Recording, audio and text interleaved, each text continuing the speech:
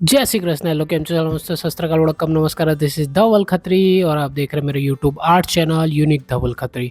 जी हाँ, तो फिर से आप सभी का बहुत बहुत स्वागत है नए आर्ट के वीडियो में। यहाँ पे आप देख सकते हैं कि जो ये पेंटिंग आर्ट बन रहा है वो है ऑयल पेंटिंग, जिसकी साइज़ है 18x24। तो ये है यूएसए से। तो यहाँ पे मैं ख़ास बात ये कहना चाहूँगा कि ये एक ग्रिड मेथड के द्वारा हम पेंटिंग बनाने वाले हैं।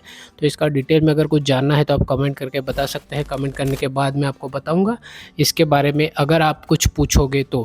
फ़िलहाल यहाँ पे हम कंप्लीट करेंगे आज का इस वीडियो, ये पूरे ग्रिड मेथड के ज़रिए ये पूरा ड्राइंग, उसके बाद ऑयल पेंटिंग के कलर से स्टार्ट करेंगे आगे का वर्क।